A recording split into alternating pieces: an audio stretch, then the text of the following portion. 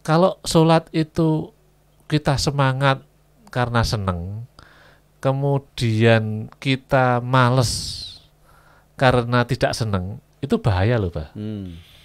Bahaya, Pak. Suatu saat akan terjadi pilihan kalau pas seneng kita sholat.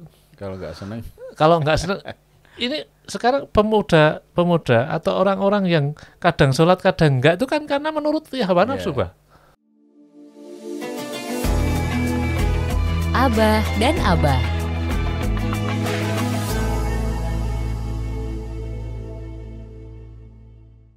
kembali bersama Folk Radio Jogja, dan tentunya bersama Abah Ali dan Abah Jatmiko. Sobat Folk, sekali lagi terkait dengan sholat ya. Jadi tadi Abah Jatmiko sudah menyampaikan bahwa di yaumul akhir nanti itu yang diperhitungkan pertama kali kita sebagai seorang muslim adalah sholat kita ya, bagaimana sholat kita. Kalau sholat kita baik, maka kategori kita termasuk orang yang beruntung dan tentunya akan dilanjutkan. Nah, gitu. Tetapi kalau di sholat sendiri itu sudah katakanlah kategorinya jelek atau mungkin bahkan sering kita meninggalkan, itu ya sudah, akhirnya cukup di situ kan. Cukup di situ dan ya kita tahu sendiri arahnya kita kemana. Oke, monggo Abah Jatmiko yang terkait dengan sholat jamaah tadi. Kata Nabi selanjutnya, wa inin takosa min faridah qala rabbu. Dan ketika sholat fardunya ada kekurangan, Bah. Jadi sholat fardunya ada kekurangan, ya ada kekurangan itu nilainya mungkin kekhusyuannya mungkin atau ada kelupaannya dan sebagainya. Qala rabbu, maka kemudian Allah mengatakan, ungduru hal li abdi min tatawu'in. Dia punya sholat sunnah enggak? Ya. Ungduru, lihatlah, kata Allah, dia punya sholat sunat enggak? Untuk apa Allah? Fayukam malu biha, untuk menutupi kekurangan sholat fardunya. Paham, Bah? Jadi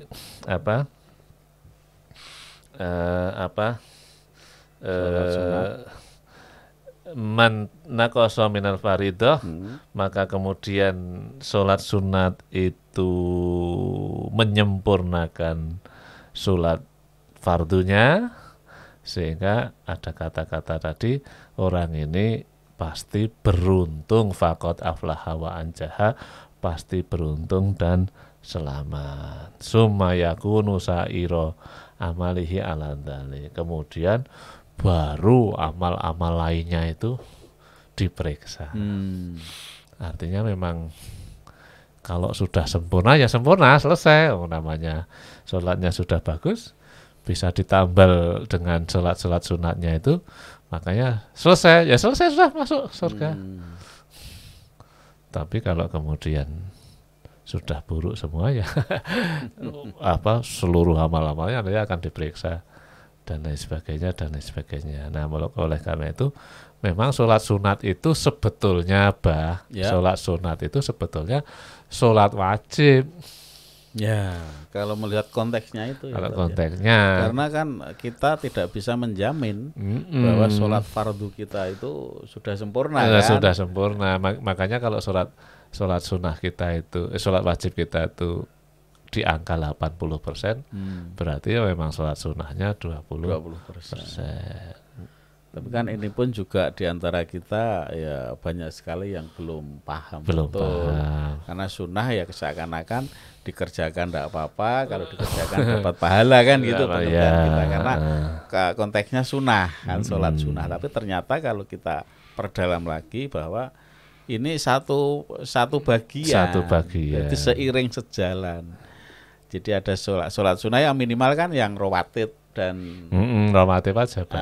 Itu kan itu di samping mungkin ada sholat-sholat sunnah yang lain ya, mungkin ada sholat duha, kemudian tahajud, ya, sholat hajat dan sebagainya. Tapi minimal sholat rawatib itulah yang ya kita usahakanlah selalu kita lakukan dengan segala kondisi tentunya. Maka biasanya itu bisa otomatis dilakukan kalau kita sholat jamaah apa. Makanya kadang-kadang kita begini, Pak.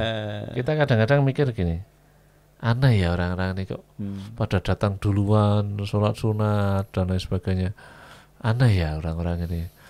Padahal banyak juga orang-orang yang kayaknya softnya di depan kusuk, begitu selesai salam terus langsung pulang. Ya saya husnudon, mungkin dia sholatnya di rumah. Ya, karena kalau sholat di rumah, sholatlah di rumahmu, jangan kamu jadikan kubur kan sholatmu supaya percaya. Cuma saya pernah mendengar begini, Pak. Sesungguhnya orang yang sholat rawatib 4 rakaat sebelum luhur itu sebagaimana dia sholat tahajud. Sesungguhnya orang yang 4 rakaat setelah duhur itu dilakukan sebetulnya itu sama dengan sholat tahajud. Jadi terus ada hadis lagi mengatakan barang siapa yang sholat rawatib 12 rakaat maka akan dibangunkan rumah yang berada di surga. Kita hitung aja, Pak. Sebelum subuh 2 gitu. Terus kemudian sebelum duhur 4, malah sudah berapa itu, Pak? 6. Setelah duhur 4 misalkan, berarti berapa? 10. 6 tambah 4 10 ya. Setelah asar, sebelum asar. Sebelum asar bolehlah 4 itu malah. Atau setelah lebih. Ya kan? Jadi kata Nabi hanya 12 saja sudah dibangunkan rumah yang berada di surga. Jadi 12 rakaat rawatib itu sebetulnya membangun rumah yang berada di surga. Jadi kan luar biasa tuh. Itu pun sebenarnya kalau Abah cermati di lapangan itu ya semua itu tergantung kebiasaan sebenarnya. Makanya hidup itu 24 jam diulang-ulang. Kalau kita sudah terbiasa itu kita lakukan, itu ya seakan-akan sudah menjadi kewajiban. Jadi diri kita sudah mewajibkan harus melakukan itu gitu. Kalau itu sudah terbiasa dilakukan. Tapi kalau kita nggak biasa ya itu sesuatu yang aneh gitu kita melakukan itu. Saya tuh pernah kemarin tuh waktu sholat tuh punya pikiran begini, Pak. Punya pikiran begini. Jadi yang namanya sholat khusyuk itu kan sholat yang kita inginkan. Jadi misalkan hari itu kita nggak punya, dikejar-kejar pekerjaan, nggak lapar, badannya sehat, terus memang ingin ke masjid, ya kan? Itu sholatnya khusyuk, Pak. Allahu Akbar, khusyuk.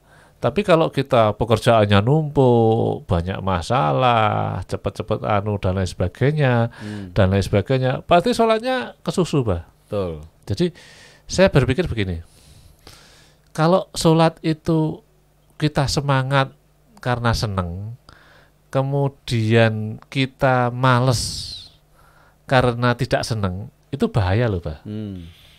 Bahaya, Pak. Suatu saat akan terjadi pilihan kalau pas seneng kita sholat. Kalau nggak seneng, ini sekarang pemuda atau orang-orang yang kadang sholat kadang enggak itu kan karena menurut hawa nafsu, Pak. Paham nggak, Pak? Betul. Agak karo pacare ya, ya memperlihatkan. Wong aku tahu, Pak, ada pendaftaran mahasiswa itu. Pendaftaran mahasiswa di suatu universitas yang luar biasa terkenalnya. Itu ada seorang wanita tuh ketawa cekakaan dia. Terus ditanya, kenapa kamu ketawa? Aku tuh ngerti loh, Pak, itu laki-laki tadi, itu tuh waktu Jumatan tadi tuh nggak Jumatan, dia di luar masjid. Ya sekarang asar dia jadi imam.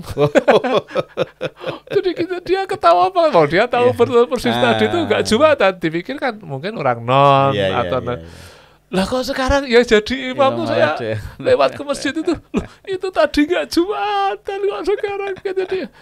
Jadi kadang-kadang maaf ya mal ya atau ngono kuwi to pemuda ki. Jadi kadang-kadang ketika seneng, ketika ada kepentingan, ketika ada dia sholat. Oke. Tapi ketika nggak ada kepentingan, nggak sholat. Ini bahaya, Pak. Untuk menghilangkan supaya kadang sholat, kadang enggak, dibiasakan. Betul. Sehingga kalau biasa itu seneng ya tetap sholat, enggak seneng ya tetap sholat. Berarti memang mungkin ya agama ini kenapa dibiasakan supaya dia terlepas dari hawa nafsu, Pak. Betul. Atau Pak? Betul. Kita jamaah di masjid, luhur, banyak pekerjaan. Tapi karena kita sudah biasa ketika adzan ke masjid, ya ke masjid.